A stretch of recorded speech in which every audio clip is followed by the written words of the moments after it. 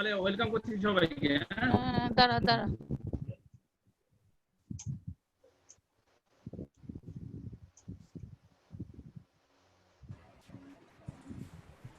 Welcome everybody. Am I audible? সবাই আমাকে শুনতে পাচ্ছেন? হ্যাঁ, শোনা যাচ্ছে। বলো। শোনা যাচ্ছে। আচ্ছা তো। হ্যাঁ। My name is Anirban Burman, Assistant Professor, Department of Political Science, BKC College. We are organizing this webinar on behalf of Political Science Department, BKC College, Brahmananda Keshav Chandra College. In association with IQAC, BKC College. এবার প্রথমে আমি আমাদের principal ম্যাডামকে welcome address দেওয়ার জন্য অনুরোধ করব। Thank you Anirban.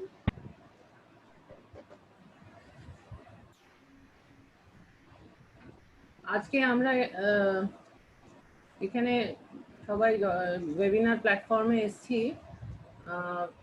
এই সময় আমরা সবাই গৃহবন্দী। তা আমরা এই গৃহবন্দী দশায় আজকে অনেক রকম আলোচনা সভার আয়োজন করতে পেরেছি, তাই আমরা খুব উপকৃত হচ্ছি যে আমাদের স্টুডেন্টরা বিশেষ করে সবাই খুব উপকৃত হচ্ছে। আর আমরা এই প্যান্ডেমিক সিচুয়েশনে কোভিড-19-এর জন্য আমরা যে পরিস্থিতির মধ্যে দিয়ে যাচ্ছি, আমরা বিশ্বজুড়ে যে পরিস্থিতি, সেখানে আজকের এই যে টপিকটা আমার department of political science select করেছে খুবই প্রাসঙ্গিক এই অর্থে যে এই যে গ্লোবাল মাইগ্রেশন, এখানে ইরেসপেক্টিভ অফ কন্টিনেন্টাল বাউন্ডারিজ বলবো, irrespective of continental boundaries migration চলছে এবং প্রত্যেকে নির্দিষ্ট কোনো জায়গায় যাওয়ার চেষ্টা করছে যেখানে তারা সেফ থাকে। তো এই যে অবস্থাটা, এই সেফটি খোঁজার জন্য প্রত্যেকে যে মুভ করছে এবং তারা অলরেডি আগে চলে গেছিল, তারা আবার ফিরে আসছে নিজের জায়গায়, নিজের ফ্যামিলির সঙ্গে থাকার জন্য এবং নিজের ফ্যামিলিকে সেফ রাখার জন্য আজকে আমরা সেই সিচুয়েশনটার মধ্যে দিয়ে যাচ্ছি এবং আমরা এইটাই আমাদের আলোচনার বিষয়বস্তু।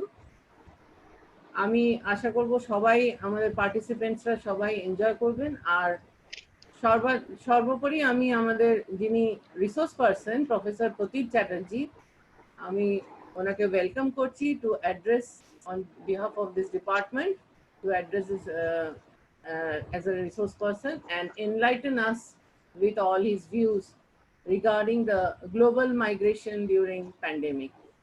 Thank you the organizers, and I welcome all the participants. Thank you Principal Madam. এবার আমাদের আইকিউএসসি ফ্যাকাল্টি মেম্বার ডক্টর জয়ন্ত দ্বিবেদীকে কিছু বলার জন্য অনুরোধ করব। Good afternoon everybody. Welcome to this state level webinar on Pandemic 2020 Mapping Global Migration, organized by Department of Political Science in association with IQAC of the college. A warm welcome to our invited speaker, Professor Pradeep Chattopadhyay, University of Kalyani. So thank you so very much for your time. Actually আমাদের principal madam যেটা বলছিলেন আর কি, আমি সেটার থেকে একটু continue করি। আমি 2 মিনিট একটু বলি, কারণ আমার এই টপিকটা খুবই ইন্টারেস্টিং এবং রেলেভেন্ট মনে হয়েছে এবং আমরা চোখের সামনে দেখেছি, অ্যাকচুয়ালি মিডিয়ার থ্রু দিয়ে দেখেছি, যদিও সেটা ইন্ট্রা কান্ট্রি মাইগ্রেশন গুলো আমাদের চোখে বেশি বেশি করে এসছে, যেখানে লক্ষ লক্ষ লোক তাদের ওয়ার্ক প্লেস থেকে গ্রামের দিকে মুভ করে চলেছে।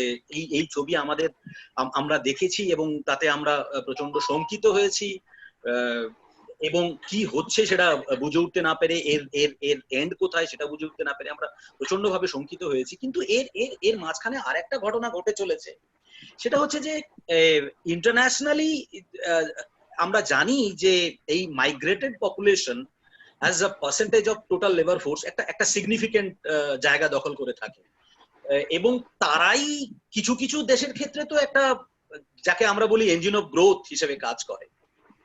এখন এই যেমন ধরুন, যদি আপনি মিডল ইস্টের কান্ট্রিগুলোতে দেখেন, কিছু কিছু কান্ট্রিতে migrated population is even higher than the domestic population, যেটা ইন্ডিজেনাস পপুলেশন যেটাকে আমরা বলি। সুতরাং এই প্যান্ডেমিক তার ফলে যে রেজাল্টিং ইন্টারন্যাশনাল মাইগ্রেশন সেটা আউটওয়ার্ড হতে পারে, আবার stopping of the inward migration যেটা চলছিল এতদিন ধরে, তার ইমপ্লিকেশন যে সাংঘাতিক হতে চলেছে ফিউচারে সেই বিষয়ে তো কোনো মানে সন্দেহই নেই। আমি দু একটা পয়েন্ট শুধু রেইজ করব। আমি আশা করব আমাদের যিনি স্পিকার আছেন তার লেকচারের ভেতর দিয়ে হয়তো কিছু কিছু অ্যান্সার পেয়ে যাবো, যদিও আমি ট্রেন্ড ইন ইকোনমিক্স, সুতরাং আমার প্রশ্নগুলো সাধারণত ইকোনমিক্স এর ঘেঁষাই হয়ে যায়। আমি একটা পয়েন্ট ভাবছিলাম যে এই যে গ্লোবালাইজেশন লেড মাইগ্রেশন হয়েছে গত বেশ কয়েক দশক ধরে, এই প্যান্ডেমিকের ফলে তার উপর কি ইম্প্যাক্ট পড়ছে এবং তার ফলে গ্লোবাল গ্রোথ, ইকোনমিক গ্রোথ কিভাবে ইম্প্যাক্টেড হবে, সেটা একটা সাংঘাতিক জিনিস কিছু হতে চলেছে। আর একটা জিনিস যেটা হচ্ছে যে গ্লোবাল ইনইকুয়ালিটি হয়তো বাড়তে চলেছে। এইরকম কিছু ইস্যু যেগুলো প্রচন্ড ইম্পর্টেন্ট। আমি যদিও শুধুমাত্র ইকোনমিক ইস্যুস কথা বললাম, কিন্তু এর মধ্যে পলিটিক্যাল ইস্যু, এর মধ্যে সোশিও পলিটিক্যাল ইস্যুস খুব ইম্পর্টেন্ট নিশ্চয়ই থাকবে। তো আমরা আগ্রহে অপেক্ষা করে আছি এই টপিকটা সম্পর্কে কিছু জানার জন্য। আমি শিওর যে আমাদের পার্টিসিপেন্টসরা আজকের এই বক্তব্য থেকে খুবই উপকৃত হবেন। এই বলে আমি আমার বক্তব্য শেষ করছি। Thank you, Jayanto sir, for your exhilarating views in a nutshell. Today we have with us Professor Pratik Chattopadhyay, Department of Political Science, University of Kalyani. He is known for his expertise in teaching international relations, and apart from that, he is also known for his expertise in arranging international seminars and presenting papers at international seminars. Now, today's topic of discussion is Pandemic 2020, Mapping Global Migration. In other words, Pandemic 2020 and its impact on global migration or international migration. Now, two perceptions arise in our mind regarding this pandemic and its impact on international migration. First of all, the world has become an archipelago of isolated island on account of this pandemic 2020. And another perception is that the migrant go back to your home state. Migrant go back to your home. These are the common perceptions which arise in our mind regarding the impact of the pandemic. But the phenomena of international migration or global migration is a complex one, and our speaker will elaborate on this topic. So I call upon Professor Pratik Chattopadhyay to elaborate on this topic. So what to you, sir? Thank you, Anirban, for inviting me, and also I thank Principal Madam, QSC Coordinator, and all other colleagues at BKC College for organizing this webinar and inviting me to share some of my thoughts on a very, very relevant issue. আমি প্রথমে বলতে চাই যে এই বিষয় নির্বাচনটা অত্যন্ত ভালো হয়েছে। তার কারণ দুটো কারণ। এক হচ্ছে যে যেহেতু যেটা আইকিউএসসি কোঅর্ডিনেটর স্যার বলছিলেন যে আমরা ভারতের প্রেক্ষাপটে পরিযায়ী শ্রমিক নিয়ে যে ধরনের একটা আলোড়ন দেখলাম গত কয়েক মাসে, সেই নিয়েই আমাদের বিভিন্ন ওয়েবিনার হচ্ছে, কিন্তু তার থেকে একটু এগিয়ে যে ভাবনা বা আলোচনা সেটা হচ্ছে গ্লোবাল মাইগ্রেশনের কি অবস্থা, বিশ্বজনীন একটা বিভিন্ন দেশে কি ধরনের অবস্থা চলছে সেই নিয়ে আলোচনাটা কিন্তু আমি যতগুলো বিভিন্ন ওয়েবিনারের খবরাখবর রাখছি তাতে আমার মনে হয় এইটাই বোধহয় প্রথম একটা গ্লোবাল মাইগ্রেশন নিয়ে আমার দেখা এই সময়, এই গত 2-3 মাসে প্রথম একটা ওয়েবিনারের, এবং আমি সেই জন্য আরো বেশি আনন্দিত যে আমাকে এই বিষয়ে বলার জন্য অনুরোধ করা হয়েছে। আমি আমার যে বক্তব্য সেটা দুটো পর্যায়ে রাখবো। একটা হচ্ছে যে বিশ্বের প্রেক্ষাপটে কিছু বক্তব্য রাখবো, এবং যেহেতু আমরা প্রত্যেকেই কম বেশি এই খবরাখবরগুলো বিভিন্ন পত্রপত্রিকা, জার্নাল এবং ইন্টারনেটের মাধ্যমে পাই, ফলে সেইগুলো আমি কিছুটা লিপিবদ্ধ করেছি। আমি সেইগুলো একটুখানি পড়ে নেব, মানে আমি দেখেই সেটাকে আলোচনা করব, এবং তারপরে আমি বিশ্লেষণ করার চেষ্টা করব যে অর্থনৈতিক প্রভাব কি, সামাজিক প্রভাব কি এই প্যান্ডেমিকের মাইগ্রেশনের উপরে, গ্লোবাল মাইগ্রেশনের উপরে, এবং আমি শেষে ভারতীয় প্রেক্ষাপট নিয়েও দু তিনটে কথা বলবো, যেটা আমার মনে হচ্ছে গ্লোবাল মাইগ্রেশনের একটা অত্যন্ত গুরুত্বপূর্ণ অংশ আগামী দিনে হয়ে উঠবে। আমি প্রথমেই বলতে চাই যে গ্লোবাল মাইগ্রেশন এই জিনিসটা কিন্তু আমরা কোভিড কে একটা এক্সাম্পল ধরতে পারি। আমার এটাই প্রথম বক্তব্য, যে আজকে যে প্যান্ডেমিক, যে অতিমারি নিয়ে আমরা আলোচনা করছি, অর্থাৎ কোভিড প্যান্ডেমিক, কোভিড অতিমারি, সেটা কিন্তু একটা গ্লোবালি মাইগ্রেটেড ডিজিজ।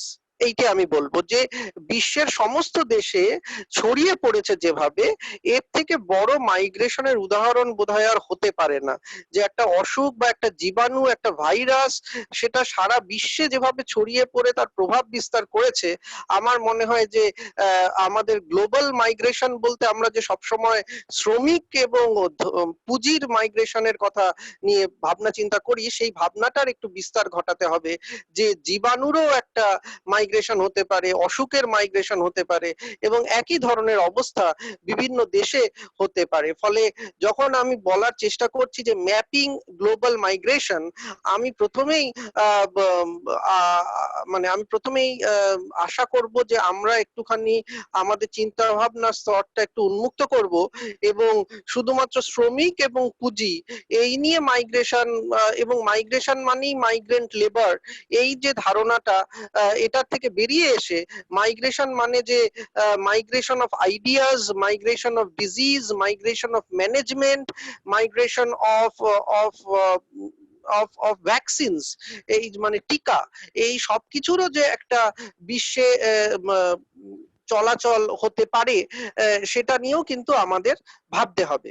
তো আমি প্রথমে যেটা বললাম যে আমার কাছে কোভিড হচ্ছে ম্যাপিং গ্লোবাল মাইগ্রেশনের ক্ষেত্রে একটা নতুন দিক খুলে দিয়েছে এই কারণে যে আমরা দেখছি যে এই সময়ে বিভিন্ন দেশ যেহেতু হঠাৎ করেই এই ধরনের সবকিছু পরিবহন ব্যবস্থা বন্ধ করে দিতে বাধ্য হয়েছে, তার ফলে অনেকেই কিন্তু রয়ে গেছে বিভিন্ন দেশে। তাদের ফিরে যাওয়ার মতো, তাদের যে নিজস্ব বাসস্থানের যে দেশ, সেখানে যে ফিরে যাওয়ার একটা অবকাশ, সেটা কিন্তু তারা পাওয়ার আগেই এই ধরনের একটা বিশ্বজনীন যানবাহন বা যোগাযোগ ব্যবস্থা স্তব্ধ হয়ে যায়। তার ফলে গ্লোবাল মাইগ্রেশন, এই মাইগ্রেশনের তো বিভিন্ন আইন কানুন থাকে, বিভিন্ন নীতি থাকে বিভিন্ন দেশের, সেইগুলো কিন্তু আজকে আলোচনায় উঠে এসেছে। মানে আমার বক্তব্য এটাই, যেটা ভারতের মাধ্যমেও আমরা দেখতে পারি, যে মাইগ্রেন্ট লেবার বা মাইগ্রেশন নিয়ে যে ধরনের নিয়ম কানুন বা আইন ছিল, তার বাইরেও বিভিন্ন ধরনের মাইগ্রেশন হতে থাকে। মানে illegal migration, illegal occupant, illegal workforce, এইটা অনেক বেশি লিগাল ডকুমেন্টেড মাইগ্রেন্ট লেবার ফোর্সের থেকে, লিগাল ডকুমেন্টেড মাইগ্রেন্ট লেবারের থেকে, সেটা ভারতের ক্ষেত্রেও সত্যি, সেটা বিভিন্ন দেশের, ইউরোপের বিভিন্ন দেশের ক্ষেত্রেও সত্যি। আমি আলোচনাটা শুরু করছি একটু ইউরোপের দিক থেকে। ইউরোপের দিকে এই জন্যই আমি তাকানোর চেষ্টা করব, তার কারণ কোভিড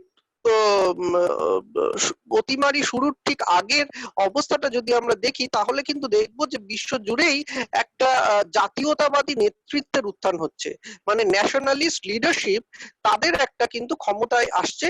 মার্কিন যুক্তরাষ্ট্রতে হতে পারে, ইউরোপের বিভিন্ন দেশে হতে পারে, ভারতবর্ষে হতে পারে, যে জাতীয়তাবাদী একটা মানসিকতা নিয়ে নেতৃত্ব ক্ষমতায় আসছে। এবং ক্ষমতায় আসার ফলে যেটা হচ্ছে, তারা কিন্তু এই যে মানে আমরা ধরুন একটা উদাহরণ দিয়েই বলতে পারি, যে মার্কিন যুক্তরাষ্ট্রের ক্ষেত্রে আমরা দেখছি যে কোভিড অতিমারির আগেই প্রেসিডেন্ট ট্রাম্প তিনি কিন্তু ঘোষণা করছেন যে তিনি সমস্ত বর্ডার সিল করে দেবেন, তিনি মেক্সিকোর সঙ্গে যাতে কোনো অনুপ্রবেশকারীরা ইলিগালি ঢুকতে না পারে সেটার জন্য উনি খুব চিন্তিত, উনি সেটা দেখবেন এবং সবকিছুর জন্যই উনি চেষ্টা করছিলেন যে যাতে মার্কিন যুক্তরাষ্ট্রের আভ্যন্তরীণ অর্থনীতিতে মার্কিন যুক্তরাষ্ট্রের নাগরিকদেরই বেশি করে অংশগ্রহণ হতে পারে। এবং তার ফলে আমরা জানি যে মার্কিন যুক্তরাষ্ট্র কিভাবে ভারতীয়দের যে H-1B ভিসা, সেই ভিসা নিয়েও কিন্তু একটা আলোচনা, মানে ভিসাকে রেস্ট্রিক্ট করার একটা আলোচনা কিন্তু উনি করেছেন। তার ফলে আমরা দেখছি যে কোভিড অতিমারির ঠিক আগেই, মানে একটা pre Covid, immediate pre Covid সময়ে থেকেই কিন্তু একটা বিশ্বায়নের যে অর্থনীতির যে চলাচল, তার পাশাপাশি একটা জাতীয়তাবাদী অর্থনীতির কিন্তু একটা বক্তব্য, একটা চিন্তা ভাবনা বিশ্বজুড়েই উঠে আসেছে। সেটা মার্কিন যুক্তরাষ্ট্রের একটা উদাহরণ দিয়ে আমি বোঝানোর চেষ্টা করলাম। আমাদের মানে আমরা যখন পড়াশোনা শুরু করেছিলাম, মানে 90-এর দশকে, গত শতাব্দীর 90-এর দশকের মাঝামাঝি সময় থেকে, সেই সময় কিন্তু বা আমি বলতে পারি যে এই শতাব্দীর প্রথম দিকেও একটা ধারণা খুব ভারতীয়দের মধ্যে প্রচলন ছিল যে দেয়ার আর টু কাইন্ডস অফ সিটিজেন্স। একজন, মানে দু ধরনের নাগরিক আছে আমাদের ভারতে, যাদের মধ্যে গ্রিন কার্ড আছে আর যারা গ্রিন কার্ড পেতে চাইছে। এখন এই গ্রিন কার্ডটা কি? গ্রিন কার্ড হচ্ছে মার্কিন যুক্তরাষ্ট্রে বসবাসের জন্য যে প্রবেশিকা ধরনের যে মানে যে চিরকুট লাগে, যে পর্চা লাগে, সেটাকে গ্রিন কার্ড বলা হয়। এবং তার ফলে সবাই মার্কিন যুক্তরাষ্ট্রে যেতে চাইছিল। সে পড়াশোনার জন্য হতে পারে, চাকরির জন্য হতে পারে, অন্য ধরনের একটা জীবন যাপনের জন্য সেখানে সে যেতে পারে। ফলে এই ধরনের একটা মানে অ্যাসপিরেশন ফর মাইগ্রেশন সেটা কিন্তু থাকে। ফলে আমরা আগেই একটু তাত্ত্বিকভাবে এবং ব্যবহারিক অর্থে মাইগ্রেশনের ধারণাটা নিয়ে একটুখানি পরিষ্কার হওয়া দরকার। মাইগ্রেশন মানেই যে একেবারে আমি জোর করে কাউকে অন্য দেশে পাঠিয়ে দিয়েছি সেটা নাও হতে পারে, বা কেউ নিজের দেশে একেবারে চাকরি বা শিক্ষার একেবারে অভাব, তার জন্য সে বিদেশে পাড়ি দিচ্ছে, এমনটা নাও হতে পারে। সে স্বেচ্ছায় আরো ভালো প্রযুক্তি, আরো ভালো শিক্ষা, আরো ভালো জীবন যাপন, এই ধরনের স্বপ্নে বিভোর হয়েও কিন্তু সে যেতে পারে বাইরে। সেটাও এক ধরনের মাইগ্রেশন। তো ফলে আমি এইটাই বলার চেষ্টা করছি যে migration can be of two types. One is a forced migration, one is a self imposed migration, যে নিজেই নিজের ওপরে এটা ধরে নিয়েছি যে আমাকে বিদেশে যেতে হবে, পড়াশোনা করতে হবে, বা সেখানে চাকরি করে সেটেল হতে হবে, আমাকে গ্রিন কার্ড নিতে হবে। মানে এইটাই ছিল হচ্ছে গিয়ে 1990-এর শেষ দিকে, 2000 সালের একেবারে 2000 যে মানে দশকটা ছিল তার একেবারে প্রথম দিকের অবস্থা, অন্তত ভারতীয় ক্ষেত্রে। তো সেখানে দেখা যাচ্ছে যে এই অতিমারির ফলে যে জিনিসটা আসছে, যে নতুন ধরনের নিয়ম কানুন তৈরি হচ্ছে সারা পৃথিবী জুড়ে, নতুন ধরনের নিয়ম কানুন তৈরি হচ্ছে। নতুন ধরনের নিয়ম কানুন গুলো সম্বন্ধে আমি একটু মানে আমি একটু নোট ডাউন করেছি, সেটা আমি একটু বলে নিচ্ছি ছাত্রছাত্রীদের সুবিধার্থে, বা অন্য যারা শুনছেন তারাও দেখতে পারবেন যে এই ব্যাপারগুলো খুবই গুরুত্বপূর্ণ। আমি এইটা বলে নিয়ে তারপরেই আমি এর সামাজিক এবং অর্থনৈতিক প্রেক্ষাপট বা প্রভাবটা নিয়ে বিশদে আলোচনা করব। আমরা দেখতে পাচ্ছি যে যে দেশগুলোর মানে 37টা দেশ একত্রিত ভাবে, তাদেরকে আমরা বলি organisation of economic and cooperative development, OECD। এই OECD কান্ট্রিজ যে 37টা, তারা খুবই একটা মাইগ্রেন্ট অ্যাট্রাকটিভ কান্ট্রিজ বলে আমরা ধরে নিই। অর্থাৎ এই 37টি বিশ্বের দেশে বিভিন্ন দেশ থেকে শ্রমিক হতে পারে, ছাত্রছাত্রী হতে পারে, বা চাকরিজীবী হতে পারে, তারা সেই সব দেশে গিয়ে মাইগ্রেন্ট হয়ে তারা সেখানে বসবাস করে। এখন এই কোভিড প্যান্ডেমিকের ফলে দুটি রাষ্ট্র তারা খুব বেশি ধরনের নিয়ন্ত্রণ বলবৎ করার চেষ্টা করেছে। একটা হচ্ছে গিয়ে মানে দুটো বিপরীত রাষ্ট্রের কথা প্রথমেই বলছি, যেমন মেক্সিকো, তারা কিন্তু কোন ধরনের মানে তারা প্রি কোভিড পিরিয়ডেও যেরকম তাদের নিয়ম কানুন ছিল মাইগ্রেন্টদের জন্য, পোস্ট মানে কোভিড সময়েও কিন্তু সেই ধরনেরই নিয়ম কানুন রেখেছে। অন্যদিকে কলম্বিয়া কিন্তু বেশ কিছু কঠিন নিয়ম কানুন বা নিয়ন্ত্রণ তারা কিন্তু আরোপ করতে চলেছে মাইগ্রেন্ট লেবারদের ওপরে। সুইডেনের কথা যদি ধরা যায়, সুইডেন কিন্তু একেবারেই মানে যে কোয়ারেন্টাইনের যে ব্যাপারটা, সেই কোয়ারেন্টাইনের ব্যাপারটা হোম কোয়ারেন্টাইনের ব্যাপার রেখেছে, মানে কোনো রাষ্ট্রের দ্বারা নির্দেশিত কোনো কোয়ারেন্টাইন নেই। তারা মাইগ্রেন্ট লেবার যারা বা মাইগ্রেন্ট রেসিডেন্টস যারা ওখানে রয়েছেন, যারা অন্য দেশের বসবাসকারী সেখানে রয়েছে সুইডেনে, তারা তাদেরকে হোম আইসোলেশনে থাকার কথাই বলছেন। এবং একটা নতুন ধরনের তারা অ্যাপ্লিকেশনের, মানে এই ওয়েসিডি কান্ট্রিজ 37টা যে দেশের কথা আমরা বলছি, তারা একটা জিও লোকালাইজেশন অ্যাপ্লিকেশনের কথা বলছেন। অর্থাৎ যে তারা অ্যাপ্লিকেশন চাইছেন, মানে রাষ্ট্র অ্যাপ্লিকেশন চাইছে from its citizens, both citizens by birth as well as those who are migrated and staying in that territory. তারা অ্যাপ্লিকেশন চাইছে যে কোন ভৌগোলিক অঞ্চলে এবং তারা বসবাস করছে সেই রাষ্ট্রে, তারা তাদের যদি কোনো ধরনের অসুবিধা থাকে, কোনো ধরনের শারীরিক সমস্যা থাকে, তারা অ্যাপ্লিকেশনের মাধ্যমে যাতে রাষ্ট্রকে জানায়। এবং বলাই বাহুল্য বিদেশে বা ইউরোপের এই ধরনের দেশে, বিশেষ করে সুইডেনে, এই সমস্ত অ্যাপ্লিকেশন হচ্ছে অনলাইন অ্যাপ্লিকেশন। অস্ট্রেলিয়ার কথা আমরা যদি দেখি, তাহলে আমরা অস্ট্রেলিয়া কিন্তু তারা কোভিড প্যান্ডেমিকের পরে একেবারে সরাসরি যে নীতি তৈরি করেছে সেটা হচ্ছে যে এয়ারপোর্টেই তারা 14 দিনের একটা কোয়ারেন্টাইনের ব্যবস্থা করেছে সমস্ত নাগরিকদের জন্য। তো এটা যদি তারা দেশের নাগরিক অন্য দেশ থেকে আসে তাহলেও, বা মাইগ্রেন্ট লেবার ফোর্স তারা, এবং এই নীতিটা কিন্তু অস্ট্রেলিয়া মনে করছে যে আগামী বেশ কিছু বছর, অন্তত 1-1.5 বছর তারা কিন্তু এই নীতিটাই বহাল রাখবে। এর পাশাপাশি ইউরোপের সব থেকে একটা বড় দেশ যেখানে মানে মাস 3-4 আগেও খুবই হইচই পড়ে গেছিল যে কিভাবে কোভিড অতিমারি সেখানে ক্ষতি করছে, আমি ইটালির কথা বলছি। এখন ইটালিতে কিছু রিলিফ মেজার্স তৈরি করার কথা বলা হচ্ছে। রিলিফ মেজার্স মানে যে কিভাবে স্বাস্থ্য সুবিধা এগুলো মানুষদের দেওয়া যেতে পারে। এবং সেখানে কিন্তু একটা জিনিস পরিষ্কার বলা দরকার যে মাইগ্রেন্ট লেবার ফোর্সদের উপর প্রি কোভিড পিরিয়ডে এই ধরনের ইউরোপের রাষ্ট্রগুলোর যতই একটা বিতৃষ্ণা তৈরি হতে শুরু করে থাকুক না কেন, এই কোভিড অতিমারির সময়কালে কিন্তু আমরা দেখতে পাচ্ছি যে তারা কিন্তু মাইগ্রেন্ট লেবার এবং নন মাইগ্রেন্ট রেসিডেন্টস তাদের মধ্যে কোনো ভেদাভেদ কিন্তু করছে না। তারা প্রত্যেকেই একটা মানবিক দৃষ্টিভঙ্গি থেকে সমস্ত মানুষদের একটা স্বাস্থ্যের পরিকাঠামোর মধ্যে অন্তর্ভুক্ত করার চেষ্টা করছে, এবং তারা চেষ্টা করছে যে তারা যাতে সুন্দরভাবে তাদের স্বাস্থ্যসম্মতভাবে তারা সেখানে থাকতে পারে। এবং এইগুলোকে তারা বলছে blanket relief measures. Blanket relief measures মানে কিছু টেম্পোরারি, কিছু সাময়িক স্বাস্থ্য সুরক্ষার মানে যে ব্যবস্থাপনা তারা করেছে তারাকে বলা হচ্ছে ব্ল্যাঙ্কেট রিলিফ মেজার্স। সেগুলোর মধ্যে রয়েছে যে কাজে থাকার যে সময়কাল, যেটাকে আমরা আওয়ার্স স্পেন্ড ইন ওয়ার্ক, মানে যে সময়টা আমরা কাজে থাকি সেই কাজে থাকার যে সময়কালের তারতম্য তারা করছে। তারা যেহেতু বিশেষভাবে কাজে যোগ দেওয়া, মানে সাধারণভাবে যেরকম কাজে যোগ দেওয়ার ব্যাপার থাকে সেরকম ভাবে হচ্ছে না, সেই জন্য তারা বেতনের ওপরে কিন্তু তারা একটু কাটছাট করছে। এবং একই সাথে তারা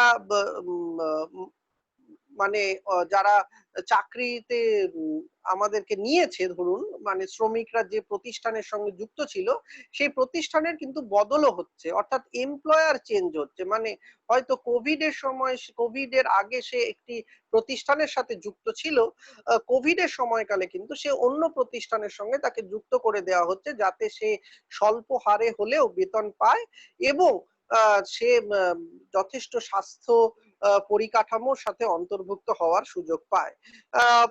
কোভিড অতিমারির আগেই ফ্রান্স এবং বেলজিয়ামের মতো যে রাষ্ট্রগুলো রয়েছে তারা কিন্তু মাইগ্রেন্ট লেবার ফোর্সদেরও, মানে মাইগ্রেন্ট যারা ওখানে গিয়ে বসবাস করছে তাদেরকেও সমান অধিকার দিয়েছে যে হেলথ কেয়ারে মানে স্বাস্থ্যের যে সুরক্ষা, সেই স্বাস্থ্য সুরক্ষার যে বিধি, সেই বিধির মধ্যে কিন্তু তারা তাদের নাগরিকদের সাথে সাথে মাইগ্রেন্ট যারা ওখানে উপস্থিত ছিল বা এখনো আছে তাদেরকে কোভিড অতিমারির আগেই তারা অন্তর্ভুক্ত করেছে এবং তার ফলে কোভিড এর সময়ে অবশ্যই তারা সেই সুফলটা পাচ্ছে।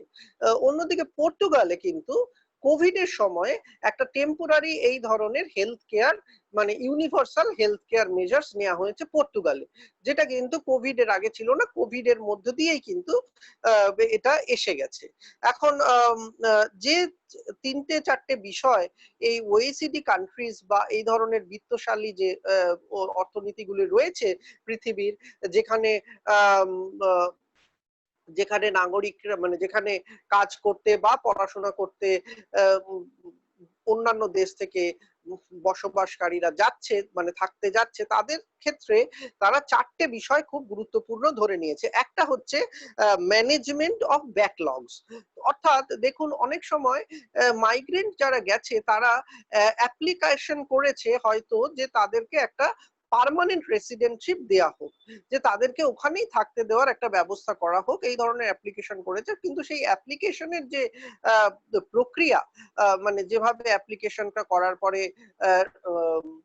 সেই অ্যাপ্লিকেশন বলবৎ মানে অ্যাপ্লিকেশনটা গ্রহণ হলো না এই যে একটা বার্তা প্রদান করা হয় সরকার পক্ষ থেকে, সেই জায়গায় কিন্তু একটা ব্যাকলগ তৈরি হচ্ছে এই কোভিড অতিমারির জন্য। তার কারণ অবশ্যই এই কোভিড অতিমারিতে যেহেতু মাইগ্রেন্ট লেবার যারা ওখানে থাকতে ইচ্ছুক ছিল না, যারা চলে আসতে চাইছিল মানে যারা প্রায়শই হয়তো যাতায়াত করতো তাদের দেশের সাথে, যেহেতু সেটা এখন একেবারেই বন্ধ হয়ে গেছে, তার ফলে কিন্তু দেখা যাচ্ছে যে তারা আরো অ্যাপ্লিকেশন করছে যে তাদেরকে ওখানে একটা রেসিডেন্টশিপ দেওয়া হোক।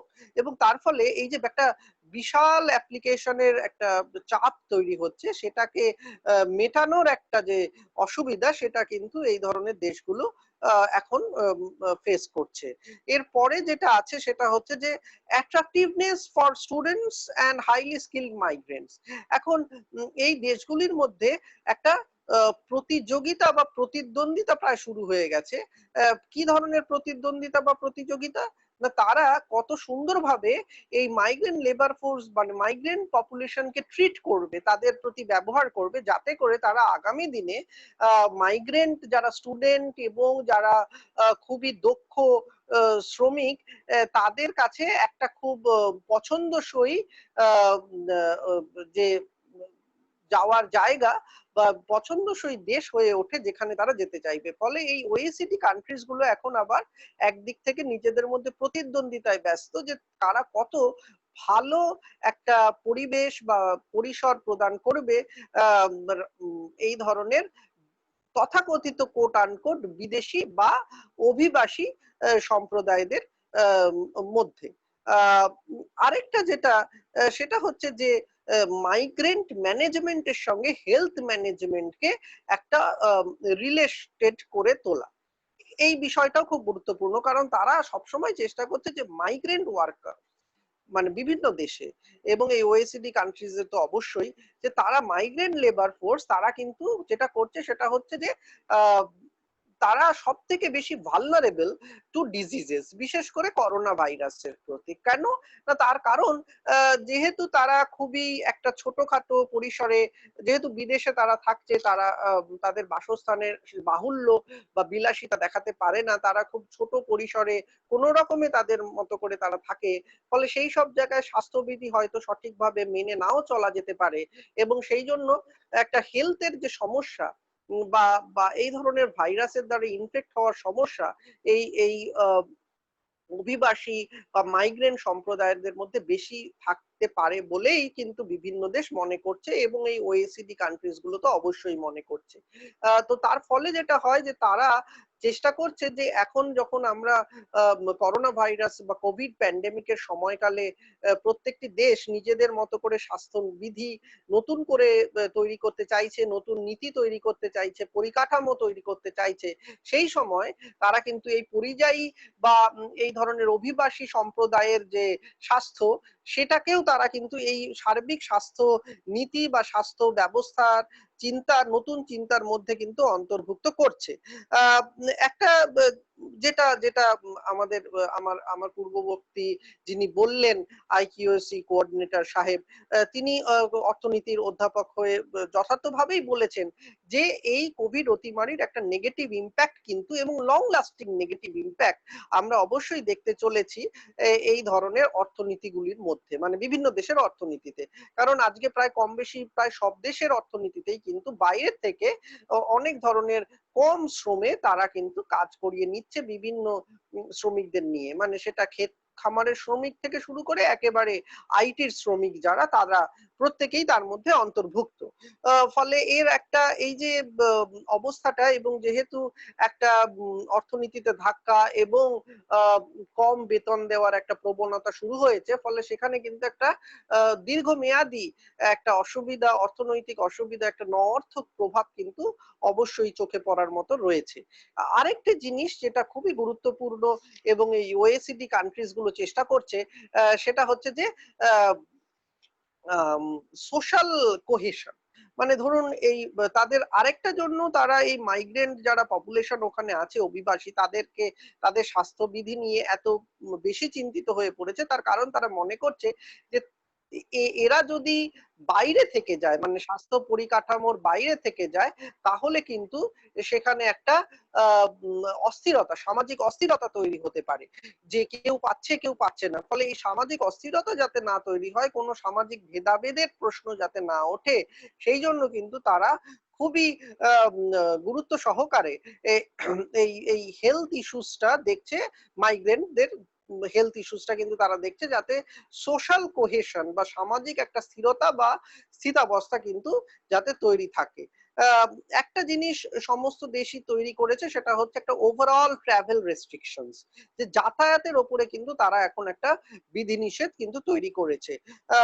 আমরা দেখতে পাচ্ছি যে বর্ডার ক্লোজড হয়ে গেছে, বিশেষ করে কলম্বিয়া, কানাডা, এরা নিজেদের বর্ডার বা সীমানা একেবারে বন্ধ করে দিয়েছে, একেবারেই বন্ধ করে দিয়েছে, যে বাইরে থেকে যাতে কোনো ধরনের কোনো মাইগ্রেন্ট ফোর্স এখানে না আসে। এবং এইখানে আমরা দেখতে পাচ্ছি যে ভিসার যে মেয়াদ, সেই মেয়াদ বাড়ানোর জন্য 3 মাসের সময় দিয়েছে বেশ কিছু দেশ, যেগুলো হচ্ছে Ireland, Portugal, France, Greece, Canada, Chile, Belgium, Netherland, Spain, Great Britain বা ইউনাইটেড কিংডম, চেক রিপাবলিক এবং মার্কিন যুক্তরাষ্ট্র। অন্যদিকে পোল্যান্ড, তারা কিন্তু যাদের কাছে মানে নিয়ম বা বিধি অনুসারে যাদের কাছে কাজের যে পারমিট সেটা ছিল, তাদের প্রত্যেকেরই ভিসা কিন্তু একটা দীর্ঘ সময়ের জন্য তারা কিন্তু সেটাকে বাড়িয়ে দিয়েছে, সেটাকে কিন্তু কোনো 3 মাসের জন্য বা কোনো নির্দিষ্ট সময়ের জন্য বাড়ায়নি। অন্যদিকে ইসরায়েল এবং ইটালি, এই দুটি রাষ্ট্র আবার দেখা যাচ্ছে যে তারা কিন্তু কোনো ধরনের রেস্ট্রিকশন রাখছে না, সেখানে ব্যবসার জন্য যে ধরনের যাতায়াতগুলো থাকে, সেই যাতায়াতগুলো কিন্তু চলছে। তার ফলে দেখা যাচ্ছে যে নন এসেনশিয়াল ট্রাভেল, মানে যেগুলো না করলেও হয়, অর্থাৎ প্লেজার ট্রিপ, মানে বেড়াতে যাওয়ার জন্য বা ঘোরার জন্য যে ধরনের যাতায়াত, সেগুলো কিন্তু কোনো ধরনের ইউরোপীয় ইউনিয়নের যে সমস্ত রাষ্ট্রগুলো আছে বা ওইসিডি কান্ট্রিজ গুলো, তারা কিন্তু একেবারেই বন্ধ রেখেছে। বিভিন্ন দেশে কোয়ারেন্টাইন বিভিন্ন সময়ের জন্য হচ্ছে, যেমন স্লোভানিয়াতে 7 দিন, নরওয়ে এবং সুইজারল্যান্ডে 10 দিন করে কোয়ারেন্টাইন রাখা হচ্ছে যারা আক্রান্ত হয়ে পড়ছে।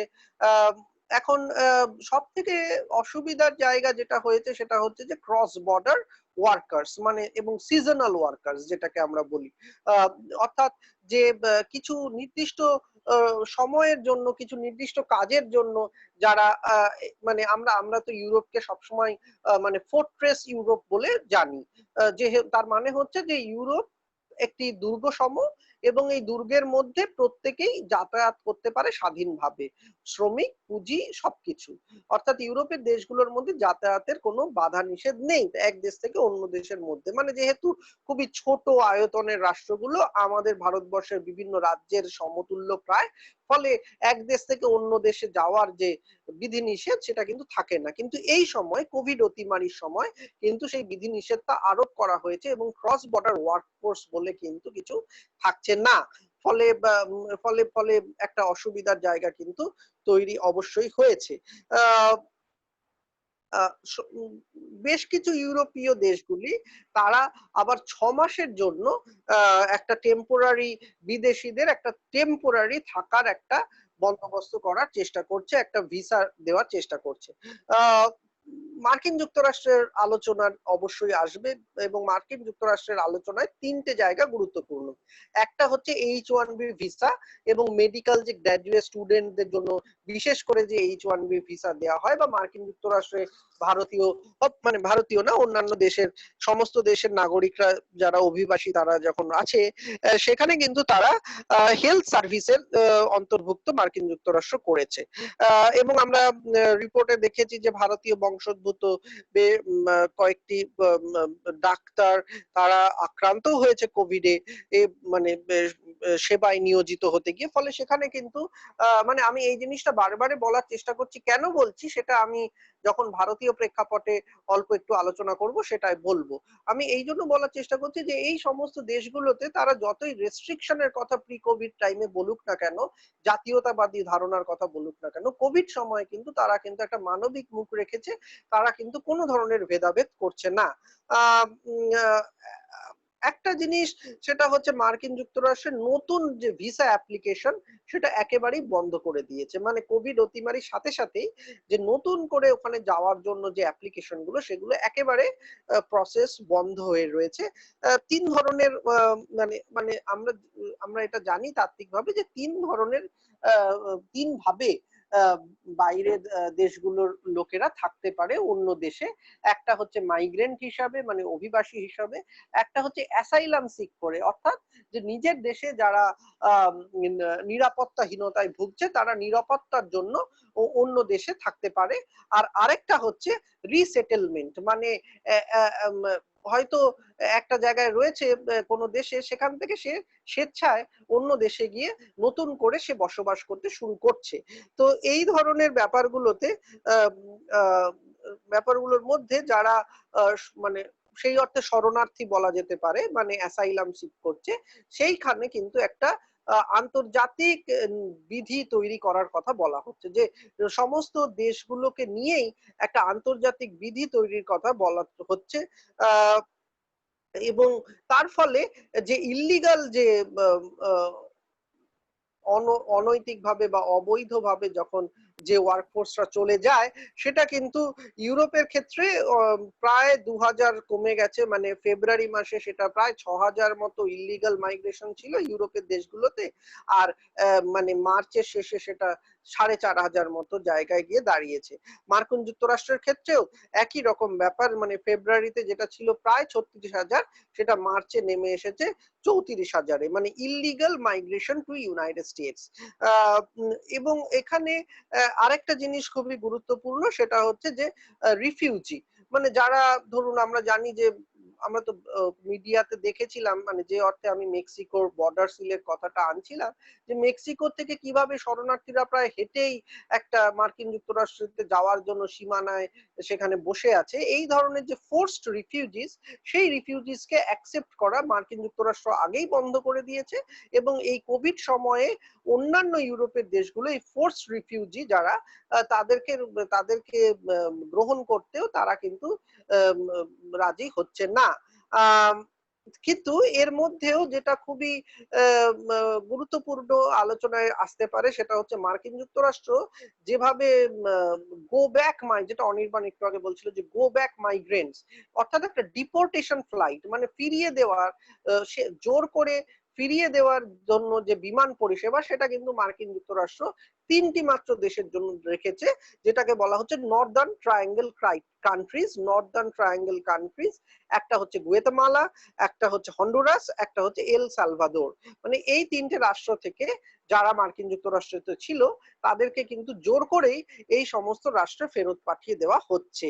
এখন একটা জিনিস যেটা আসবে আলোচনায় সেটা হচ্ছে যে এই কোভিড অতিমারির জন্য সমগ্র বিশ্ব জুড়েই বিজনেস সাইকেলের একটা পরিবর্তন হচ্ছে বা হবে। এই বিজনেস সাইকেলের পরিবর্তন মানে কি? মানে হচ্ছে যে ধরুন যে বিভিন্ন রিটেল ব্যবসা, ধরুন পোশাক আশাক, গার্মেন্ট ইন্ডাস্ট্রি বা খেলনা পুতুল, এই ধরনের টয় ইন্ডাস্ট্রি, এই তৈরি করার যে তাদের তো একটা মানে একটা সাইকেল থাকে, মানে ধরুন মানে ছাত্রছাত্রীর জন্য বলছি যে সাইকেল মানে হচ্ছে যে যেভাবে ধরুন আমাদের এখানে কুমারটুলিতে এক একটার পর এক একটা পুজোর জন্য নির্দিষ্ট ভাবে বছরের নির্দিষ্ট সময় অনুযায়ী তো প্রতিমা তৈরি হতে থাকে, এখন হচ্ছে না সেটা অন্য কথা। তো সেরকম ভাবে বিজনেসেরও একটা সাইকেল থাকে যে একটা নির্দিষ্ট সময়ের জন্য একটা নির্দিষ্ট খেলনা বা নির্দিষ্ট পোশাক তৈরির যে একটা আমি বলবো যে চক্র বা সাইকেল, সেই সাইকেলের কিন্তু একটা ব্যাঘাত ঘটিয়েছে এই কোভিড অতিমারি। তার ফলে কনস্ট্রাকশনের ক্ষেত্রে, মানে নির্মাণ শিল্প, স্বাস্থ্য হসপিটালিটির ক্ষেত্রে এবং গৃহস্থের কাজের যে ডোমেস্টিক সার্ভিস, যারা মেডস, অনেকে আপনারা জানেন যে বিদেশে এই ভারতের বা উন্নয়নশীল রাষ্ট্রগুলো থেকে গৃহ পরিচারিকা, গৃহ শ্রমিক, তারা কিন্তু সেখানে গিয়ে তাদের ওখানে কাজ করে। ফলে এই তাদেরকেও কিন্তু একটা এখন অসুবিধার মধ্যে পড়তে হয়েছে, যে যারা নতুন করে যাবে ভাবছিল, যে সময় যাবে ভাবছিল, সেইগুলো কিন্তু একটা ব্যাহত হয়েছে। তার ফলে সার্বিকভাবে আমি বলবো যে গ্লোবাল মাইগ্রেশনের যে ম্যাপিং, সেখান থেকে একটা জিনিস বড় কথা যেটা উঠে আসবে সেটা হচ্ছে যে রেমিটেন্সেস, মানে যেটা আমি ওই দেশে রোজগার করে নিজের দেশে পাঠাতাম, সেটা কিন্তু আমার নিজের দেশের কাছে একটা বড় অর্থনৈতিক পুঁজি ভান্ডার ছিল, সেই রেমিটেন্সেসটা কিন্তু একেবারেই কমে গেছে। ফলে মানে যে আয়টা আমি করতাম এবং আয়ের থেকে আমি যেটা আমার নিজের দেশে পাঠাতাম আমার পরিবারকে, সেই যে অ্যামাউন্টটা সেটা একেবারেই কমে গেছে। ফলে সেখান থেকে সংশ্লিষ্ট দেশগুলোর যে আয় ব্যয়, মানে আয়, সেটা কমে গেছে। তো আমি এই সার্বিক ম্যাপিং গ্লোবাল মাইগ্রেশন নিয়ে এইটুকুই বলবো। যদি পরবর্তীতে কোনো নির্দিষ্ট প্রশ্ন থাকে আমি তার নির্দিষ্ট উত্তর দেব। আমি 5-10 মিনিট আর বলছি একটু ভারতের প্রেক্ষাপটে, কারণ ভারতের প্রেক্ষাপটটা আলোচনা করব এই জন্য কারণ গ্লোবাল মাইগ্রেশনের একটা সেন্টার কিন্তু ভারত এবং আমাদের দক্ষিণ এশিয়ার দেশগুলি। একটুখানি বলে নেওয়ার চেষ্টা করছি যে দেখুন, এখন একটা আলোচনা চলছে সারা বিশ্ব জুড়ে যে চীনে যে ম্যানুফ্যাকচারিং শিল্পগুলো ছিল, মানে চীনে যে ধরনের উৎপাদনের যে শিল্পগুলো ছিল, বিভিন্ন বিদেশি বিনিয়োগকারীরা তারা চীনে এখন না গিয়ে অন্য দেশগুলোতে যাওয়ার চেষ্টা করছে, এবং ভারতবর্ষ তারা খুবই উৎসাহী এবং উদ্গ্রীব এই ধরনের পুঁজি বিনিয়োগগুলো যাতে তাদের দেশে, মানে ভারতবর্ষে হয়, এবং তারা যেভাবে কোম্পানি সেট করে, তারা যেভাবে বাইরে থেকে শ্রমিকদের নিয়ে আসে, সেভাবে যেন নিয়ে এসে এই ভারতবর্ষে এই শিল্প উৎপাদনগুলো হতে থাকে। কিন্তু এবং সেই জন্য মানে কেন্দ্রীয় স্তরে আমরা মেক ইন ইন্ডিয়া ক্যাম্পেইন দেখেছি, এবং খুবই সম্প্রতি গত সপ্তাহেই প্রধানমন্ত্রী বিদেশি বিনিয়োগের জন্য প্রায় আহ্বান করছিল, সেটাও আমরা শুনলাম। তো ফলে ভারতবর্ষ কিন্তু চাইছে যে এখানে মাইগ্রেন্ট লেবার ফোর্স আরো বেশি আসুক। এইটা একটা কিন্তু গুরুত্বপূর্ণ আলোচনার বিষয়। মানে ধরুন আগে আমরা দেখতাম যে বাংলাদেশি যারা শ্রমিক ভারতবর্ষে আসছে, পশ্চিমবঙ্গে আসছে, তাদেরকে মানে তাড়িয়ে দেওয়ার জন্য প্রায় একটা, বা তাদেরকে কিভাবে রাজনৈতিকভাবে ইউজ করা যাবে সেটা নিয়ে একটা প্রতিদ্বন্দ্বিতা চলতে থাকতো। সেই জায়গা থেকে কিন্তু আজকে কেন্দ্রীয় সরকারের নীতি বদলে যাচ্ছে। অর্থনৈতিক উন্নয়নের একটা বিশ্ব অর্থনৈতিক উন্নয়নের কেন্দ্র হওয়ার যে বাসনা, সেই বাসনার জন্য তারা এখন গ্লোবাল মাইগ্রেশনকে ইনভাইট করছে। মানে আপনি যদি গ্লোবাল, মানে ফরেন ডাইরেক্ট ইনভেস্টমেন্ট, বিদেশি পুঁজি, বিদেশি বিনিয়োগ আহ্বান করেন, তাহলে শুধুমাত্র যে আপনার দেশের নাগরিকদেরই কর্মসংস্থান হবে তা নয়, এই বিদেশি বিনিয়োগকারীরা কিন্তু তাদের লাভের কথা মাথায় রেখে বাইরের দেশ থেকেও তারা কিন্তু শ্রমিক এনে তারা তাদের শিল্পে কাজে লাগাতে পারে। যেমন এতদিন ধরে যারা অনেকে চীনে এই ব্যাপারটা করছিল। আমি শুধু একটা জিনিস বলবো যে গ্লোবাল মাইগ্রেশনের ক্ষেত্রে ভারতবর্ষের থেকে বাংলাদেশের এই যে মাইগ্রেন্টস ভারতবর্ষের থেকে মাইগ্রেন্ট পপুলেশনের কথা আমরা যখন আলোচনা করি তখন বাংলাদেশের কথা সব থেকে আমাদের মনে বেশি আসে। এখন এই বাংলাদেশি যারা এখানে উপস্থিত ছিল, একটা জিনিস আপনারা দেখবেন যে বাংলাদেশি হতে পারে বা মানে একটা জিনিস খবরের কাগজে আপনারা দেখেছেন যে ইস্ট বেঙ্গল মোহনবাগানের যারা স্পেনের যারা ফুটবলার এবং কোচ ছিল তারা যেমন কলকাতায় আটকে গেছিল এবং তারা কিভাবে শেষ অবধি তাদের দেশে পৌঁছাতে পারলো বিশেষ যোগাযোগ ব্যবস্থা তৈরি করার ফলে, সেটাও কিন্তু আমরা দেখেছি। এখন দেখা মানে বোঝানোর যে ব্যাপারটা সেটা হচ্ছে ভারতবর্ষ ভারতীয় রাষ্ট্রে আমরা যে পরিযায়ী শ্রমিকদের নিয়ে যে আলোচনাটা সেই আলোচনাটাও কিন্তু খুব গুরুত্বপূর্ণ। তার কারণ সেইখানে কিন্তু আমরা খুব একটা মানবিক মুখ দেখিনি। মানে এই যে আমরা পৃথিবীর বিভিন্ন দেশের আলোচনা করলাম সেখানে যারা যারা অভিবাসী তারা আমাদের এখানে বিভিন্ন রাজ্যে হচ্ছে পরিযায়ী, তাহলে অভিবাসীদের এবং নাগরিকদের জন্য সম মনোভাব নিয়ে যখন তারা health care facility, food security facility প্রদান করছে সেই মনোভাবটা আমরা কিন্তু এখানে বিভিন্ন রাজ্যের স্তরে দেখিনি এবং রাজ্যরা প্রায় মানে উঠে পড়ে লেগেছে কত তাড়াতাড়ি হচ্ছে গিয়ে তাদের রাজ্যে যারা পরিযায়ী শ্রমিক ছিল তাদেরকেও তাদের নিজস্ব রাজ্যে পাঠিয়ে দিতে পারে। এই ধরনের যে মনোভাব, এই মনোভাবের ফলে কিন্তু একটা বিরূপ প্রতিক্রিয়া বিশ্বে তৈরি হয়েছে ভারতবর্ষ সম্পর্কে। এটা অবশ্যই আমি বলবো, তার কারণ যে চিত্র আমরা গণমাধ্যমে দেখেছি সেখানে ম্যাপিং গ্লোবাল মাইগ্রেশনের আলোচনায় আমরা বিশ্বজুড়ে যে অবস্থাটা দেখছি সেই অবস্থাটার সঙ্গে ভারতবর্ষের যে অবস্থাটা আমরা মেলাতে পারছি না। মানে তার ফলে এই যে ইনভেস্টমেন্ট চাওয়ার যে একটা আহ্বান, সেই আহ্বানের সাথে এই যে একটা হতদরিদ্র প্রায় একটা ব্যাড গভর্নেন্স আমি বলবো যে খারাপ ভাবে একটা মানে পরিস্থিতি সামলানোর যে উদাহরণ আমরা দেখেছি, এইগুলো কিন্তু আমাদের ভারতবর্ষের একটা মানে খুব খারাপ একটা চিত্র তুলে ধরেছে গ্লোবাল মাইগ্রেশন ম্যাপিং এর ক্ষেত্রে। কারণ মাইগ্রেশন সবসময় এক দেশ থেকে আরেক দেশও যেমন হয়, দেশের মধ্যেও হয় বা এক রাজ্যের একটা সীমানা মানে একটা জায়গা থেকে অন্য রাজ্যের অন্য জায়গাতেও হয়। ফলে মাইগ্রেশনটা খুব সহজ এবং সহজ বিষয়, কিন্তু মাইগ্রেটেড হয়ে সে যখন অন্য জায়গায় যাচ্ছে তাকে কিভাবে বিধি বা নিয়ম দ্বারা তাকে কিভাবে আহ্বান করা হচ্ছে সেটা কিন্তু খুবই গুরুত্বপূর্ণ। এই প্রসঙ্গে আমি সত্যজিৎ রায়ের আগন্তুক একটা সিনেমা আমরা সবাই জানি 1992 সালে বেরিয়েছিল, যেটার ভিত্তি ছিল দার্শনিক জ্যাক ডেরিডার অন হসপিটালিটি। এই ধরনের যে ধারণা অন হসপিটালিটি মানে আমি কিভাবে গ্রহণ করব, আমি কিভাবে তাকে কি আমি হসপিটালিটি দেব, মানে তাকে কি আমি খুব সুন্দরভাবে তাকে থাকতে দেব নাকি তাকে সুন্দরভাবে থাকতে দেব না, এই নিয়ে দার্শনিক স্তরে ডেরিডা আলোচনা করেছেন। সত্যজিৎ রায় সেইটা থেকেই আগন্তুক সিনেমাটা তৈরি করেছিলেন এবং আগন্তুক সিনেমায় আপনারা সবাই জানেন একটা চরিত্র ধৃতিমান চ্যাটার্জি তিনি যখন উকিল হিসাবে আরেকটি চরিত্র যিনি উৎপল দত্ত প্লে করছিলেন তাকে বললেন যে either you come clear or you get out, মানে আপনি আপনার একদম আপনি কে, কোথা থেকে এসেছেন, কি ব্যাপার, এই সবকিছু পরিষ্কার ভাবে আপনি জানান, না হলে আপনি বেরিয়ে যান। এই যে একটা থাকুন বা চলে যান, এইরকম একটা স্ট্রেট কাট মানে হয় থাকুন না হলে চলে যান, এই স্ট্রেট কাট জায়গায় কিন্তু এখন কোনো দেশ মাইগ্রেন্ট পপুলেশনদের নিয়ে কথা বলছে না। তারা প্রত্যেকেই একটা মিডিল গ্রাউন্ড নিচ্ছে, মানে আপনি কে, কোথা থেকে এসেছেন এটাও যেমন জানান, আবার আপনি এখানে থাকতে চাইলে থাকুন, কিন্তু আমাদের বিধি, আমাদের নিয়ম কানুন এগুলো মেনে।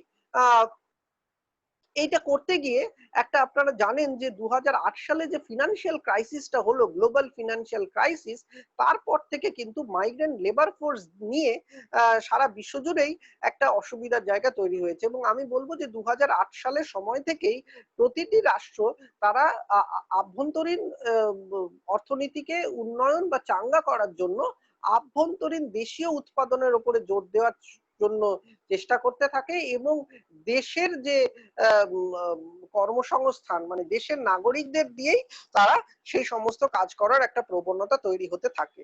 এবং কোভিড অতিমারি, আমি এইটা বলেই শেষ করব যে কোভিড অতিমারি কিন্তু সারা বিশ্ব জুড়ে এরকম একটা পরিস্থিতি আগামী দিনে তৈরি করছে যে যেখানে হয়তো আমরা দেখব যে মাইগ্রেন্ট যে লেবার ফোর্স, এই লেবার ফোর্সটা খুব কমে যাবে বিভিন্ন দেশে। এবং এবং মানে যারা আছে মানে যারা রেসিডেন্ট সিটিজেনশিপ পেয়ে গেছে সেটা খুব সৌভাগ্যের বিষয়, কিন্তু আগামী দিনে সিটিজেনশিপ পাওয়া মার্কিন যুক্তরাষ্ট্র বা অন্যান্য ইউরোপীয় দেশগুলোতে খুবই কঠিন হয়ে পড়বে। এবং তার কারণ আজকের থেকে এই কোভিড প্যান্ডেমিকের মাধ্যমে সারা বিশ্ব জুড়ে একটা ভীতি সঞ্চার হয়েছে যে অনেক সময় এমন অদ্ভুত পরিস্থিতি তৈরি হতে পারে যে বিজ্ঞান এবং প্রগতির এত সাফল্য সময়কালেও কিন্তু হতবাক এবং মানে প্রায় কিছু করার নেই এরকম একটা অসহায় অবস্থায় কিন্তু পৌঁছতে হতে পারে। ফলে সেই জন্য প্রস্তুত থাকতে হবে এবং তার ফলে কিন্তু আমার মনে হয় আগামী দিনে ইনওয়ার্ড লুকিং মানে গ্লোবালাইজেশন বিশ্বায়নের যে সংযুক্ত ওপেন মার্কেট ইকোনমি মুক্ত বাণিজ্য অর্থনীতি সেটা থাকবে, কিন্তু তার সাথে সেটার যে একটা খুব গভীর এবং গুরুত্বপূর্ণ একটা ভূমিকা ছিল সেটা ধীরে ধীরে কমবে এবং অনেক বেশি দেশজ পদ্ধতিতে দেশজ উৎপাদন প্রক্রিয়া কর্মসংস্থানের তৈরি হওয়ার দিকেই নজর আসবে বলে আমার মনে হচ্ছে। এবং দেখুন যেরকম এই যে আত্মনির্ভর ভারতে যে একটা স্লোগান দেওয়া হলো, এরকম আত্মনির্ভরতার দিকেই সমস্ত জাতিরাষ্ট্রগুলো অর্থনীতির দিকে আগামী দিনে এগোবে বলেই আমার মনে হচ্ছে। আমি আপাতত এটুকুই বলছি, প্রশ্ন উত্তর পর্বে কিছু আলোচনা থাকলে অবশ্যই বলবো। আবারও ধন্যবাদ বিকেসি কলেজ কর্তৃপক্ষকে আমাকে এইটুকু বলার সুযোগ করে দেওয়ার জন্য। ধন্যবাদ।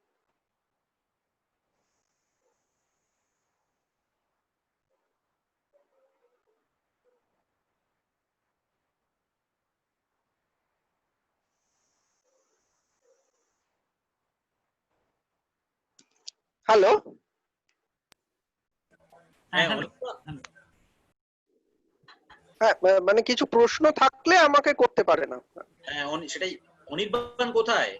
অনির্বাণ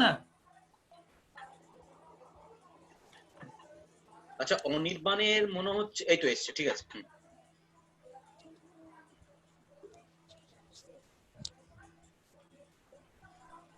অনির্বাণ আনমিউট করো।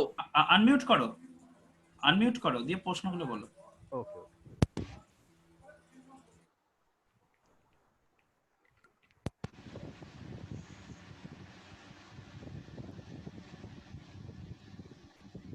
আচ্ছা, এখনো কোনো পার্টিসিপেন্ট কোনো চ্যাট বক্সে প্রশ্ন টাইপ করে দেয়নি?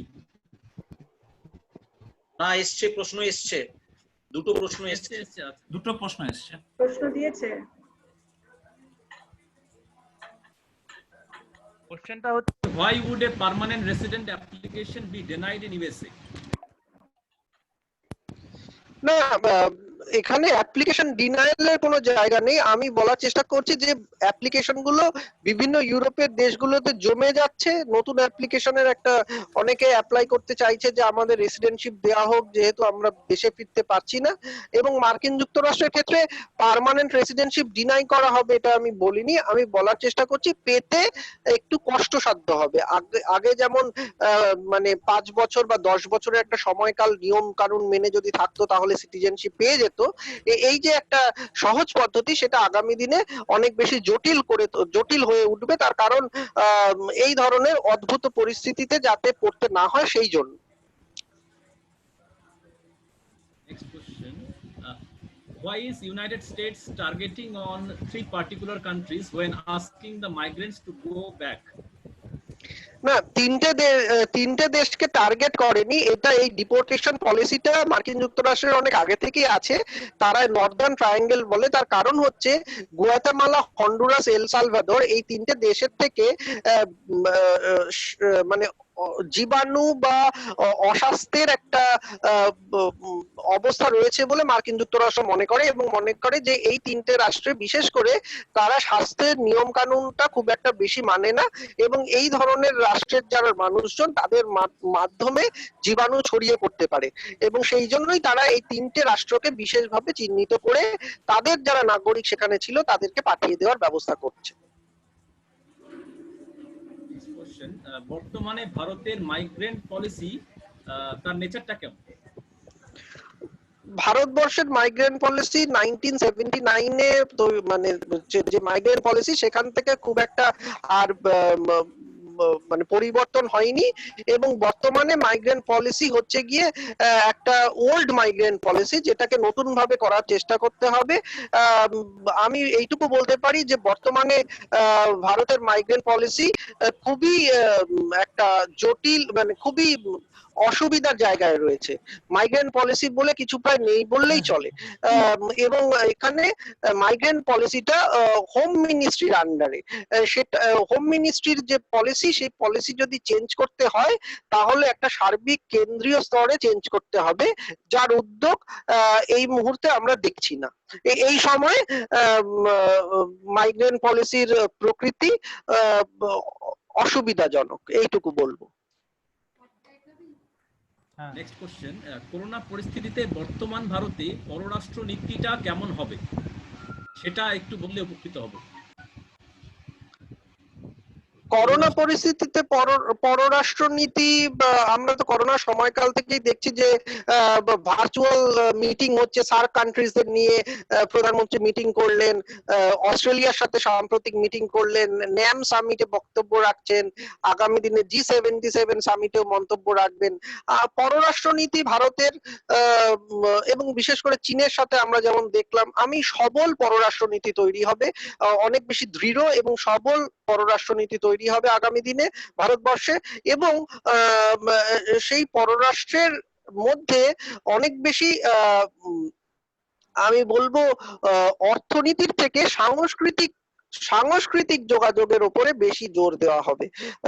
মানে সফট পাওয়ারটা বেশি গুরুত্বপূর্ণ হবে, এবং পররাষ্ট্রনীতি সবল এবং দৃঢ় হবে। মানে একদিকে হার্ড পাওয়ার মিলিটারি ডেভেলপমেন্ট, এবং আরেকদিকে কালচারাল লিঙ্কেজ, যেটা আমরা মোদি সরকারের সময় অ্যাক্ট ইস্ট পলিসির মাধ্যমে দেখেছি। সেই ধরনের যোগাযোগ ব্যবস্থা, মানে বিভিন্ন দেশের সাথে আরো বেশি সংঘবদ্ধতা লাভ করার একটা প্রচেষ্টা পররাষ্ট্রনীতিতে হবে। নেক্সট কোশ্চেন, প্যান্ডেমিক 2020 মানে এই অতিমারির পরিপ্রেক্ষিতে ইউরোপীয় দেশগুলোতে অ্যাসাইলাম অ্যাপ্লিক্যান্টসদের অ্যাসাইলাম দেওয়া বন্ধ আছে কি? এই মুহূর্তে বন্ধ আছে। আমি এটা বলেছি যে এই মুহূর্তে অ্যাসাইলাম পলিসি মানে শরণার্থীদের নেওয়া, তাদেরকে গ্রহণ করা সম্পূর্ণভাবে কোভিড পরিস্থিতিতে বন্ধ আছে, এবং কোভিড উত্তর পরিস্থিতির জন্য তারা একটা আন্তর্জাতিক বিধি নির্মাণের ধারণার কথা বলছে। Next question. What about the medical students in West Bengal, as they are medical students in China? Students think themselves migrants from China. মানে ওখানকার যে পশ্চিমবঙ্গের যে মেডিকেল স্টুডেন্টরা আছে চাইনাতে, তাদের এখন বর্তমান পরিস্থিতি কেমন? না, তাদের বর্তমান পরিস্থিতি অসুবিধাজনক এই অর্থে যে, না অসুবিধাজনক মানে এই অর্থে যে তারা তাদের দেশে ফিরতে পারছে না, সেই জন্য অসুবিধাজনক। কিন্তু আমি সবসময় বলছি যে বিভিন্ন দেশ, চায়নাতেও তারা কিন্তু কোনো ভেদাভেদ করছে না, যে ভারতের থেকে ছাত্রছাত্রী ওখানে গেছে বলে তাদেরকে আমরা, তাদের কোনো ব্যাধি হলে আমরা সেটা দেখবো না, সেরকম তারা করছে না। তারা প্রত্যেকটা দেশে হেলথ কেয়ারের বিষয়টা কিন্তু একটা মানবিক দৃষ্টিভঙ্গি থেকেই দেখেছে।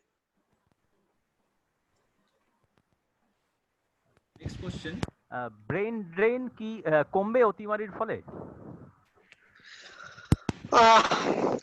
ব্রেন ড্রেনের ধারণা তো সেই মানে স্বাধীনতার সময়কালের দাদাভাই নওরোজির দ্বারা ধারণা। এখন এই ব্রেন ড্রেন মানে এই মুহূর্তে আমরা কি বুঝছি সেটার উপরে নির্ভর করছে ব্রেন ড্রেন কমবে কিনা। মানে আমি তো এখানে বসে প্রযুক্তির যে সাহায্য নিয়ে আলোচনা করছি, সেটা তো এক অর্থে ব্রেন ড্রেন। মানে আমি এরকম প্রযুক্তিগতভাবে মার্কিন যুক্তরাষ্ট্রতে লেকচার দিতে পারি, তাহলে আমি কি বলবো সেটা ব্রেন ড্রেন নয়? সেটা ব্রেন ড্রেন মানে যে অর্থে দাদাভাই নওরোজি বলেছিল সেই অর্থে ব্রেন ড্রেনকে ডিফাইন করা বা সংজ্ঞায়িত করা আজকের দিনে সম্ভব নয়।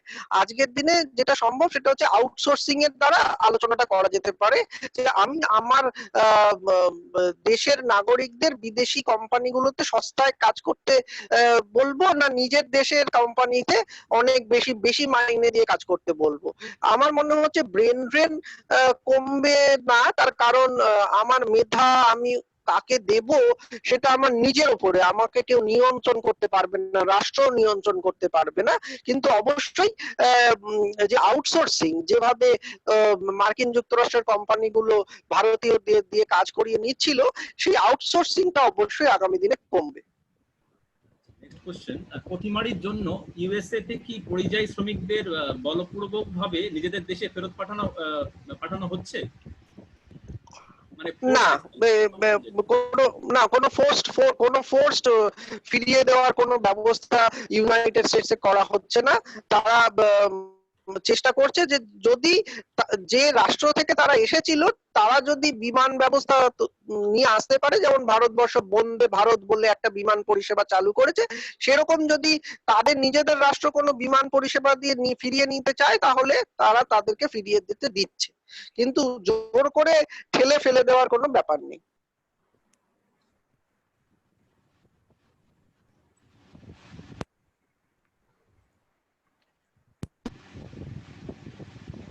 আচ্ছা, নেক্সট কোশ্চেন,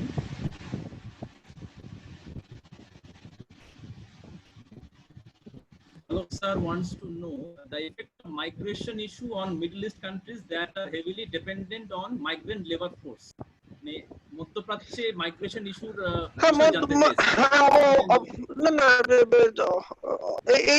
এই জন্যই তো বলা হচ্ছে যে সমগ্র বিশ্ব অর্থনীতির ওপরে একটা নর্থক অনেকদিন একটা সুদূর প্রসারী প্রভাব পড়বে, নেগেটিভ ইম্প্যাক্ট পড়বে, কারণ এই ধরনের যে দেশগুলো পরিযায়ী শ্রমিকদের দিয়েই হচ্ছে গিয়ে কাজ করাচ্ছে, তারা তো সেইটা এই মুহূর্তে পাচ্ছে না এবং কবে থেকে আবার পাবে সেটাও বলা যাচ্ছে না। ফলে এই মিডল ইস্টার্ন কান্ট্রিজ গুলোর অর্থনীতি আগামী দিনে খুবই ভেঙে পড়বে এবং যেটা সেখানে সব থেকে বেশি উৎপাদিত হয় তেল, ফলে তার দাম বৃদ্ধি আগামী দিনে আরো বিশেষভাবেই হবে। ভারতের কি আত্মনির্ভরশীল হওয়ার পরিকাঠামো আছে, মানে এই অতিমারির পরিপ্রেক্ষিতে? আত্মনির্ভরশীল প্রকল্পটা কোনো ধরনের নতুন অর্থনৈতিক নীতি নয়, এটা মাত্র একটা সাময়িক অর্থনৈতিক কৌশল যাতে করে এই অবস্থা থেকে বেরিয়ে আসা যেতে পারে। এখানে পরিকাঠামো উন্নয়নের উপরে জোর দেওয়া হয়নি, এখানে এমএসএমইজ মানে ছোট এবং মাঝারি ক্ষুদ্র শিল্পগুলোর যে মানে রয়েছে তাদের অর্থনীতিকে চাঙ্গা করার জন্য কিছু অনুদান দেওয়া হয়েছে, কৃষকদের অনুদান দেওয়া হয়েছে, পরিযায়ী শ্রমিকদের বিনামূল্যে খাদ্য বা রেশন ব্যবস্থা করে দেওয়ার কথা বলা হয়েছে। এখানে আত্মনির্ভর ভারতের যে স্লোগান, সেখানে কোনো নতুন পরিকাঠামো উন্নয়নের ব্যাপার নেই। যারা অর্থনৈতিকভাবে এই সময় খুব খারাপ অবস্থায় আছে তাদেরকে অর্থনৈতিক অনুদান দিয়ে তাদের অবস্থাটাকে ঠিক করার একটা সাময়িক প্রচেষ্টা মাত্র। নেক্সট কোশ্চেন, অতিমারির প্রভাব পরিযায়ী শ্রমিকদের জীবন ও মানবাধিকারের উপর কিভাবে পড়েছে? খুবই খারাপ ভাবে পড়েছে, এটা আমরা দেখেছি, আমিও আমার বক্তব্যে রেখেছি যে মানে তাদেরকে নিয়ে কোনো সুষ্ঠু পরিচালন নীতি ভারতবর্ষে কোনো রাজ্যেই দেখা যাচ্ছে না। আর বিদেশে অবশ্য দেখছি আমরা যে তারা অন্তত স্বাস্থ্য ব্যবস্থাটা সবাইকে অন্তর্ভুক্ত করেছে। ভারতবর্ষকে আরো অনেক বেশি ভাবতে হবে এই বিষয়টা নিয়ে। অর্চনা, তুমি শুনতে পাচ্ছ? অর্চনা শুনতে পাচ্ছ কি? হ্যালো। হ্যাঁ হ্যাঁ, তুমি কোনো কোশ্চেন করতে চাও? হ্যাঁ হ্যাঁ, দেখছি তোমার কাছে। হ্যাঁ হ্যাঁ, করো। হ্যাঁ করো। হ্যালো। হ্যাঁ হ্যাঁ করো। Am I audible? হ্যাঁ হ্যাঁ হ্যাঁ, শোনা যাচ্ছে, বলো। Okay. There is few questions. First one is Mehdi Hassan. Question হলো, যখন ভারতের মধ্যেকার ইন্টারনাল পলিটিক্যাল সিস্টেমে জাত ব্যবস্থার চরম রূপ লক্ষ্য করা যায়, যেমন মহারাষ্ট্রে অন্যান্য রাজ্য থেকে মাইগ্রেন্ট ওয়ার্কার্সরা মানে বিভিন্নভাবে সমস্যার সম্মুখীন হচ্ছে, সেখান থেকে আমরা কি মাইগ্রেন্ট পলিসি নিয়ে চিন্তা ভাবনা করতে পারি? তো এই বিষয়ে কি চিন্তা ভাবনা হচ্ছে বলে আপনার মনে হয়? না, এখানে যেটা আমার মনে হচ্ছে প্রশ্নটা যেটা বলার চেষ্টা হচ্ছে যে যেভাবে একটা এটাকে আমরা বলি অস্মিতা। অস্মিতা হচ্ছে যে যাত্রাভিমান। তো ফলে একটা মারাঠি অস্মিতা আছে, গুজরাটি অস্মিতা আছে, অহমিয়া অস্মিতা আছে, যেখানে বাইরের যারা কাজ করতে যায় তাদেরকে একটা বের করে দেওয়ার একটা প্রবণতা রয়েছে। ফলে সেটা হচ্ছে গিয়ে কাজের ক্ষেত্রে জাত ব্যবস্থা, এটাকে অস্মিতা বলা হয়। এটা অবশ্যই ভারতবর্ষের বিভিন্ন রাজ্যে রয়েছে। সেই অস্মিতার প্রেক্ষাপটে কিন্তু মাইগ্রেন্ট লেবারদের আজও এখনো অবধি খুব একটা অসুবিধা হয়নি। তার কারণ এখন যেহেতু বিভিন্ন রাজ্য তারা অর্থনৈতিকভাবে উন্নত হতে চাইছে, ফলে সেখানে অনেক কলকারখানা, স্থপতি, এই কনস্ট্রাকশন এগুলো চলছে। ফলে সেই জন্য নিজের রাজ্যের লোকদের থেকেও বাইরের রাজ্যের লোকদেরকে নিয়ে এসে সেই আলোচনা সেগুলো করা হচ্ছে। ফলে ফলে সেখানে কোনো অসুবিধা সেই অর্থে হয়নি। আগে একটা 80-র দশক 90-এর দশকে এই ধরনের যাত্রা অভিযানটা বিশেষভাবে প্রভাব ফেলেছিল মারাঠিদের মহারাষ্ট্রে বা আসামে, কিন্তু পরিযায়ী শ্রমিকদের নিয়ে খুব একটা অসুবিধা পরের দিকে গত 10 বছরে সেভাবে হয়নি। কিন্তু এই কোভিড পরিস্থিতিতে এটা পরিচালন ব্যবস্থার ত্রুটি, এর সাথে এই অস্মিতার কোনো যোগাযোগ নেই। আচ্ছা আচ্ছা, ধন্যবাদ স্যার। আশা করছি মেহেদী হাসান তার প্রশ্নের উত্তর পেয়ে গেছে। তো পরবর্তী প্রশ্ন এসছে শান্তনু মুখোপাধ্যায়ের থেকে। তো ওনার কোয়েশ্চেনটি হলো, during this pandemic situation, what are the major changes taken place in economic policy on the context of cross-border trade? Hello, sir. Cross border trade বন্ধ ছিল কোভিড অতিমারির সময়। নতুন ধরনের কোনো নির্দেশিকা নেই। নতুন ধরনের নির্দেশিকা বলতে স্বাস্থ্যবিধি মেনে চলা, যেটা আমরা ভারত বাংলাদেশের সীমান্ত যখন খুলে দেওয়া হয় তখন দেখতে পেলাম যে যেভাবে একটা স্যানিটাইজেশনের প্রসেস সীমান্তে যে দ্রব্যগুলো আসছে বা যারা নিয়ে আসছে তাদের দ্বারা হচ্ছে, ফলে একটা হেলথ সেফগার্ড এইটাই নেওয়া হয়েছে ক্রস বর্ডার ট্রেডের ক্ষেত্রে। আলাদা করে কোনো ক্রস বর্ডার ট্রেডের নিয়ম এই মুহূর্তে আসেনি। আচ্ছা, থ্যাংক ইউ স্যার। আশা করছি শান্তনু মুখোপাধ্যায় তার উত্তরটি পেয়ে গেছে। তো there is another question from Raj Pal, question in Bengali. এরকম করোনা পরিস্থিতিতে 2021-এ মানে পশ্চিমবঙ্গে বিধানসভা ভোট যে রয়েছে সেখানে কেন্দ্রের ভূমিকা কেমন হবে বলে আপনার মনে হয়? এই প্রশ্নটা আজকের যে বিষয় তার সাথে একেবারে যুক্ত নয়, তবুও আমি বলছি যে কেন্দ্রের ভূমিকা তো এখানে আলাদা করে কিছু বলার নেই। এটা কেন্দ্রীয় নির্বাচন কমিশন যেভাবে নির্বাচন বিধি, নির্বাচন নীতি তৈরি করবে সেভাবেই নির্বাচন হবে। আমি এই বিষয়ে এই সেমিনার মানে ওয়েবিনারে এর থেকে বেশি কিছু বলবো না। আচ্ছা আচ্ছা, ধন্যবাদ sir. Another question from Piyasha Mohanty. She is one of our students. Her question is, in different countries, especially North America, is immigration service closed in the country? আমি প্রশ্নটা আরেকবার শুনতে চাই, বুঝতে পারলাম। In different countries, especially in North America, immigration service closed in this situation? হ্যাঁ, এই সময় ইমিগ্রেশন অফিস সেগুলো বন্ধ আছে, তাদের কাজকর্ম মানে ব্যাহত হচ্ছে, এবং সেই জন্যই হচ্ছে কি আমি বারেবারই বললাম যে অ্যাপ্লিকেশনের যে একটা ব্যাকলগ সেটা কিন্তু থাকবে বলেই আশঙ্কা করা হচ্ছে। আচ্ছা আচ্ছা, ধন্যবাদ স্যার। পরের প্রশ্ন এসছে বিমল সরকারের কাছ থেকে। যে কোয়েশ্চেনটি হলো, যে সমস্ত মাইগ্রেন্ট ওয়ার্কার্সরা মানে বাড়িতে ওয়ার্কলেস হয়ে আছে তাদের জন্য গভর্নমেন্টের কি পলিসি আছে?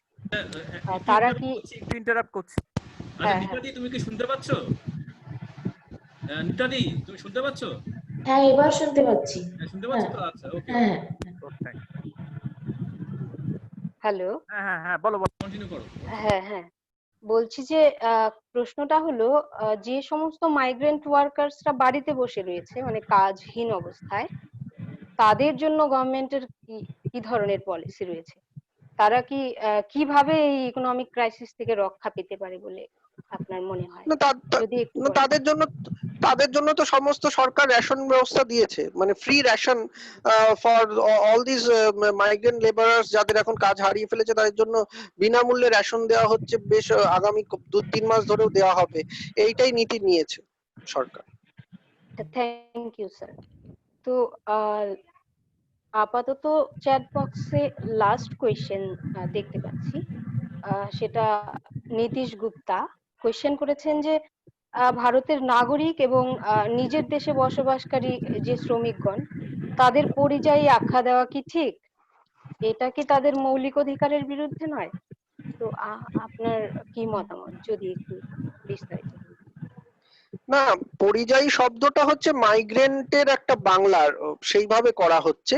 পরিযায়ী মানেই যে তাদেরকে করে খারাপ কিছু বলা হচ্ছে সেটা নয়। এখন এই কোভিড সময়ে যেভাবে আলোচনাটা এসেছে, সেভাবে মনে হচ্ছে যে তারা একটা কোনো একটা ক্রাইম করেছে বলে তাদেরকে পরিযায়ী বলা হচ্ছে, এরকমটা নয়। পরিযায়ী শব্দটা মাইগ্রেন্ট লেবারকে বাংলায় বলার জন্য ব্যবহার করা হয়। কিন্তু আমি যেটা বললাম যে সার্বিকভাবে এই ধরনের পরিযায়ী শ্রমিকদের যে নীতি, তাদের নিয়ে যে নীতি, সেটা কেন্দ্র এবং রাজ্য স্তরে ভারতবর্ষে খুবই একটা অসুবিধার যে নীতি রয়েছে, তাদের যে কোনো নীতি নেই, সেই অবস্থাটা কিন্তু আজকে কোভিড অতিমারি দেখিয়ে দিয়েছে, এবং এই ব্যাপারে ভারতের কেন্দ্রীয় সরকার এবং রাজ্য স্তরে নীতি গ্রহণ করতে হবে। আচ্ছা, অসংখ্য ধন্যবাদ স্যার। আপাতত আমরা কোনো কোয়েশ্চেন দেখতে পাচ্ছি না চ্যাট বক্সে। আপনাকে অসংখ্য ধন্যবাদ এত সুন্দরভাবে এক্সপ্লেনেশন দেওয়ার জন্য। Thank you. Thank you so much. তো নাও, আচ্ছা, পার্টিসিপেন্টদের উদ্দেশ্যে বলছি, আপনাদের কোনো প্রশ্ন থাকলে আপনারা চ্যাট বক্সে দিতে পারেন।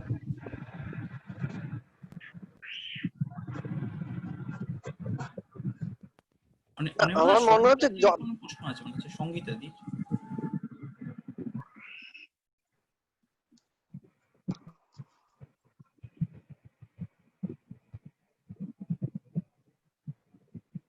আচ্ছা, আরেকটা কোশ্চেন এসেছে রাজ পলের কাছ থেকে।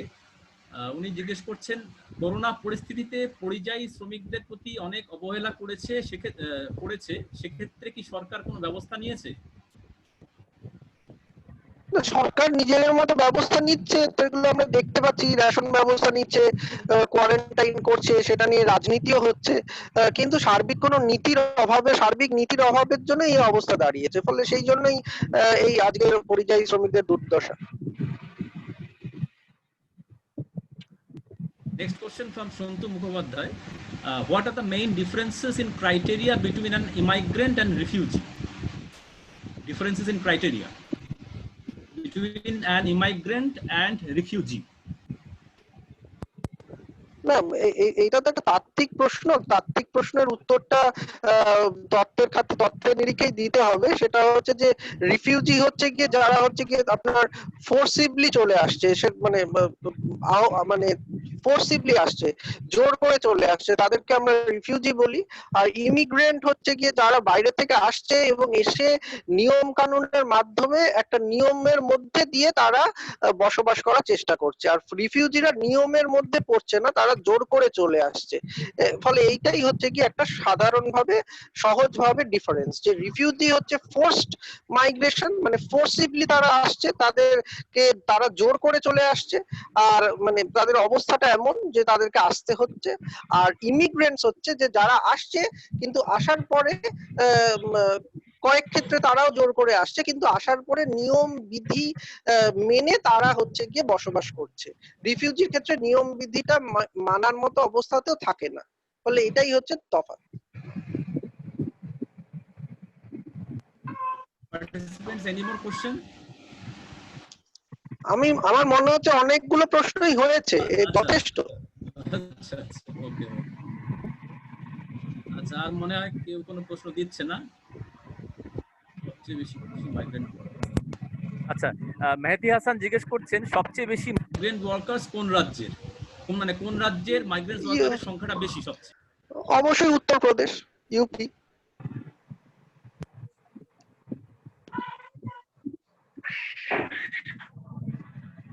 আচ্ছা, পার্টিসিপেন্টদের উদ্দেশ্যে বলছি, প্রত্যেক পার্টিসিপেন্টসকে ফিডব্যাক ফর্ম মেইল করে দেওয়া হবে after the seminar, after the webinar. আপনাদের ফিডব্যাক ফর্ম ফিল আপ করার একটা ডেডলাইন আছে, সেটা হচ্ছে 1 অগাস্ট রাত 12টা। এর মধ্যে আপনারা ফিডব্যাক ফর্মটা ফিল আপ করে আমাদের জমা দিয়ে দেবেন, মেল করে দেবেন।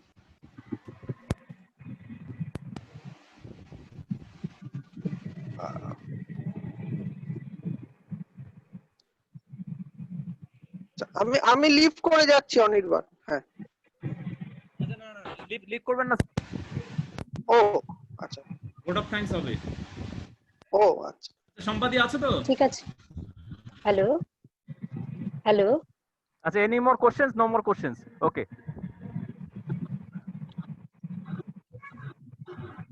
আচ্ছা, এবার আমাদের সঙ্গে আছেন Shampa Ghosh, associate professor, department of political science, BKC college. সম্পাদিকে বলবো ভোটার ভ্যালিডিটি সেশনের ভোট অফ থ্যাঙ্কস দেওয়ার জন্য। Thank you Anirban. আমাকে কি শোনা যাচ্ছে? হ্যাঁ, শোনা যাচ্ছে, শোনা যাচ্ছে। আচ্ছা, I hope all of you have enjoyed the session very much. It's my honor and privilege to propose a vote of thanks to all who have helped us in making this webinar a successful one.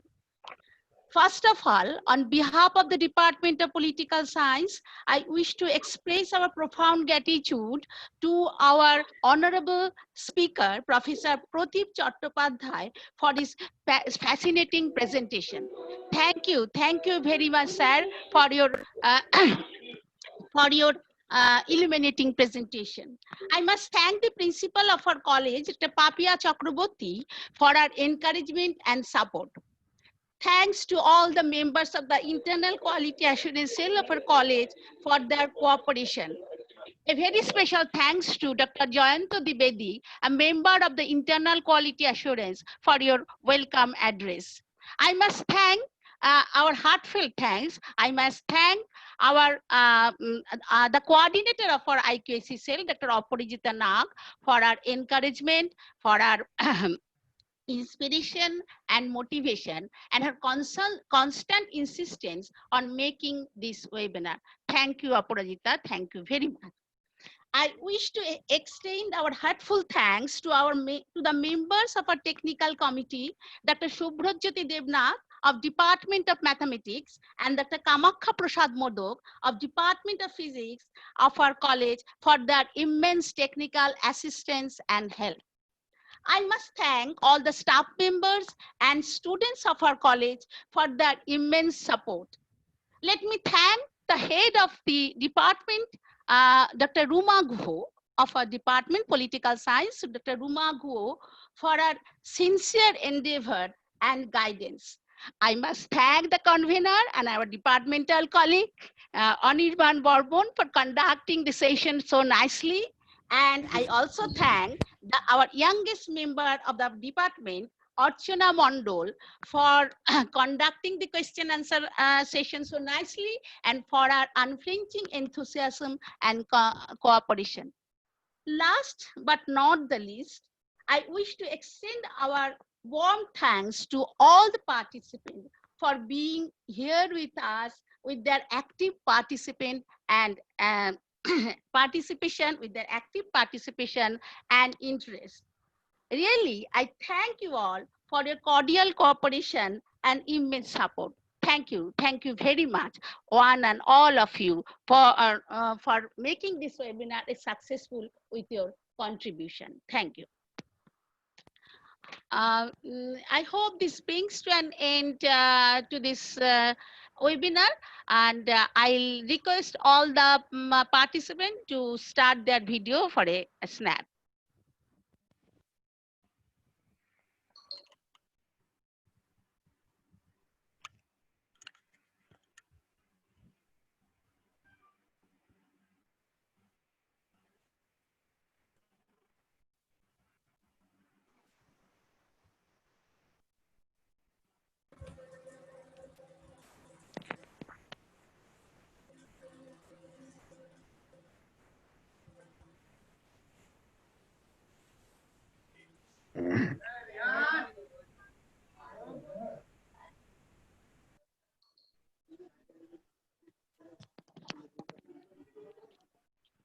Okay.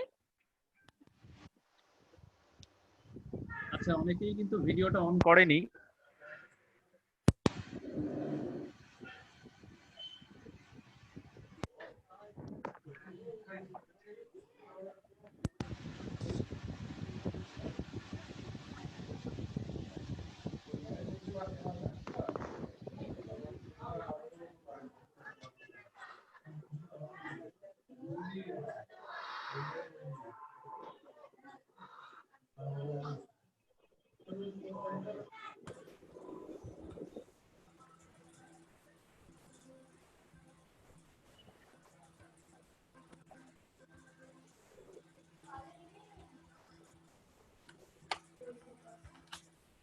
Anirban আরেকবার হ্যাঁ হ্যাঁ দিচ্ছে এবার।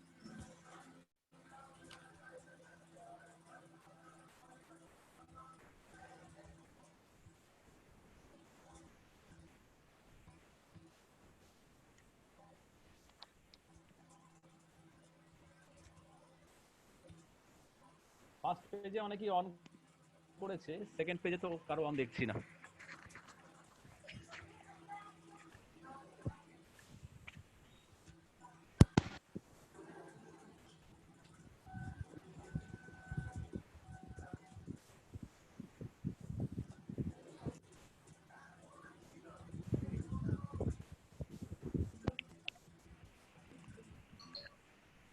তিনটে page আছে। হ্যাঁ 3টা page আছে। পেয়ে যাচ্ছে। এই তো নাসিরকে দেখতে পেয়েছি, এই তো নাসিরকে দেখা যাচ্ছে।